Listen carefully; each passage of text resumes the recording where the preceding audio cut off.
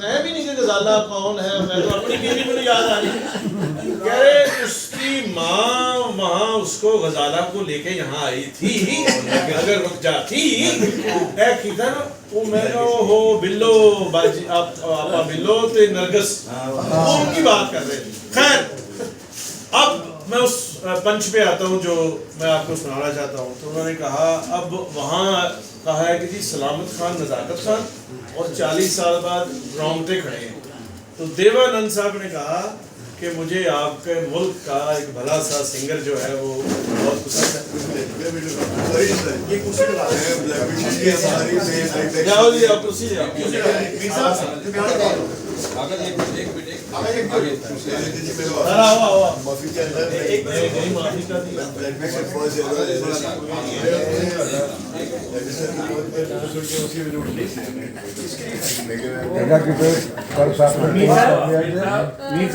ایوب خاور صاحب کہہ رہے تھے وہ نظم کا, ایوب خاور صاحب کا فون آیا, وہ کہہ رہے نظم میں نے بھیج دی, نظم آ گئی, سناتے ہیں. اچھا آغا صاحب دلیپ کمار صاحب دے نال گئے, وہ دے بعد اگلے دن دیوانند صاحب دے گھر گئے, میں تے رفاقت علی خان صاحب.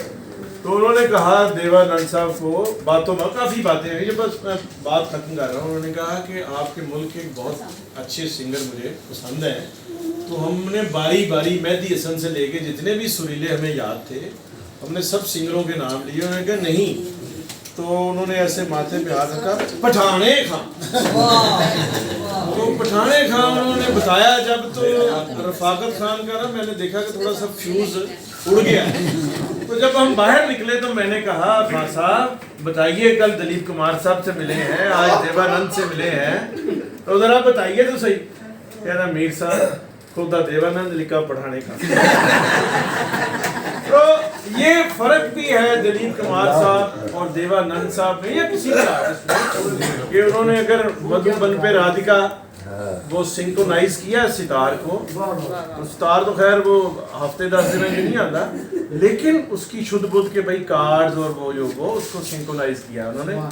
تو یہ ایک میرا ایک واقعہ. میں اب چاہوں گا کہ محمد پرویز کلیم صاحب بھی اپنا جو ہے ان کے بارے میں محبتوں کا اظہار کریں اور خراج تسلیم پیش کریں.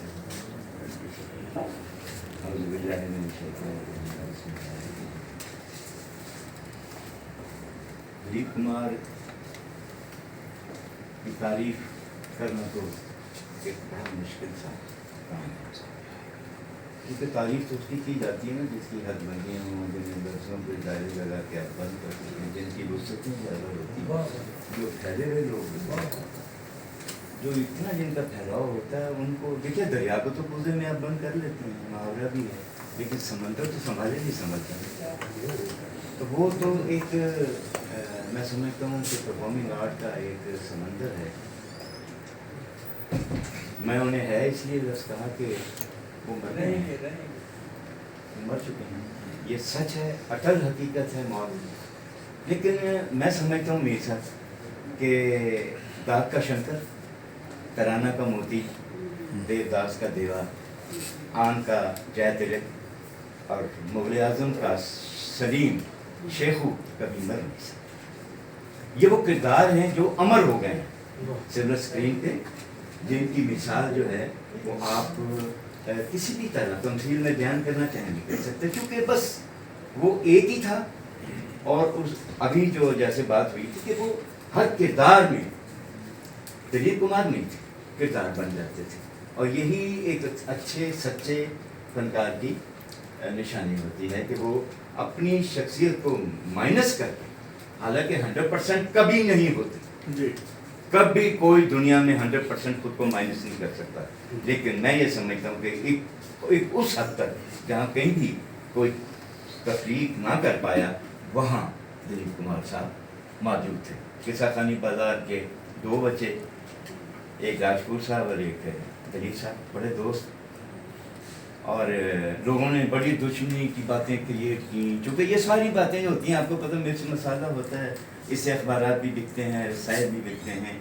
تو وہ پھر لیکن مزے کی بات یہ ہے کہ ان کا تعلق جو تھا وہ چونکہ آبائی وہاں سے تھا, ان کے والد جو تھے دلیپ صاحب, کہ ان کا बहुत ज़्यादा पृथ्वीराज कपूर के बाप से भी और पृथ्वीराज कपूर साहब से भी और ख़ुद दलीप साहब मुग़ल आज़म के सेट पे जिस कदर उनको इज्जत देते रहे हैं, ये ऑन रिकॉर्ड है। ये मैं विटनेस नहीं हूँ, लेकिन मैंने ये यूट्यूब पे भी बहुत सारे प्रोग्राम्स देखे हैं उनके, जिसमें मैंने देखा तो पृथ्वीराज कपूर को बाप की तरह इज्जत देते हैं। बड़ा मुश्किल है किसी दिलीप कुमार का किसी पृथ्वीराज कपूर को, वो कम नहीं। अपनी किताब में भी लिखा है। हाँ जी, अच्छा मुझे बात अच्छा वो अब ये है कि इत्तेफाक देखिए कि ये मेरी खुशनसीबी है कि मेरी 2 मुलाकातें हैं दिलीप साहब के साथ।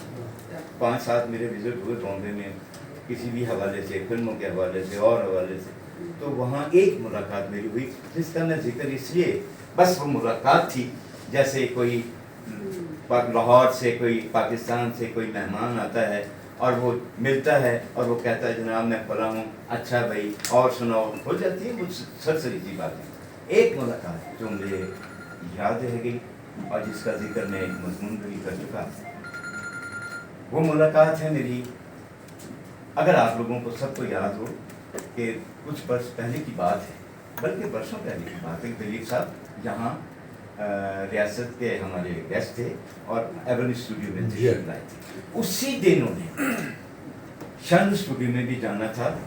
उसकी जो वजह थी वो मैं अर्ज करता जाऊँगा ज़रा कि दुल्हन की सब तरह सजा हुआ था शानदार और बड़े मेहमान शौकत साहब ने बुलाए हुए थे। और शौकत साहब, क्योंकि मैं ये समझता हूँ कि कभी मेरा किसी को साहब कहने को दिल चाहा है दिल से, तो उसका नाम शौकत साहब है, वो मुझे साहब ही लगते थे।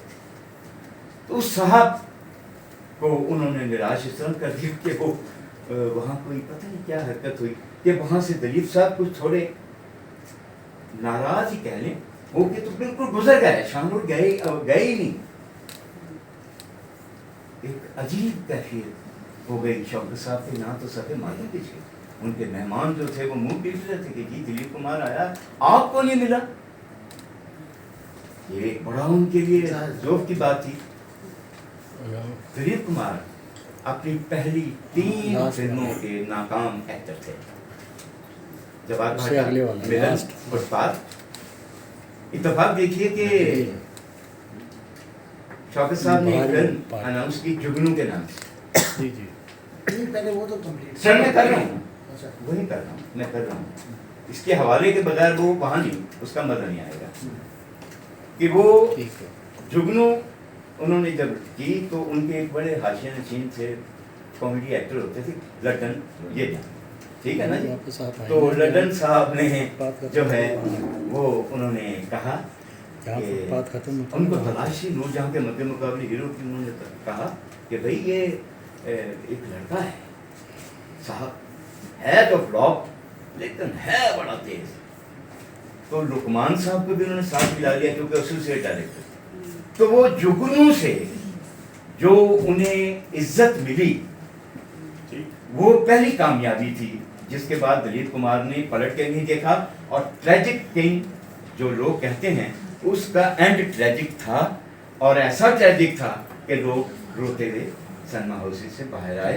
ये वो बात थी जिससे दिलीप कुमार, डाक, दीदार, अंदाज और ऐसी फिल्में, देवदास, जो जिनका क्लिनिक शौकत साहब मेंटोर थे उनके। जी जी बिल्कुल। अब हम आते हैं कि एक दफ़ा इत्तेफाक ऐसा हुआ कि शौकत साहब जब सहब फराज शीर हो चले थे, उनको शुगर बहुत ज़्यादा हो चुकी थी और उनके कोई दिलचस्पी का कोई सामान नहीं था। तो यास्मीन शौकत ने एक फैसला किया कि एक साहब एक फिल्म बनाए छोटी सी, कोई डोमेस्टिक सी क्राइम ड्रामा, आप क्योंकि बहुत अच्छा बनाते हैं तो लेकिन लड़के वाले काम करें, सीट पे बैठिए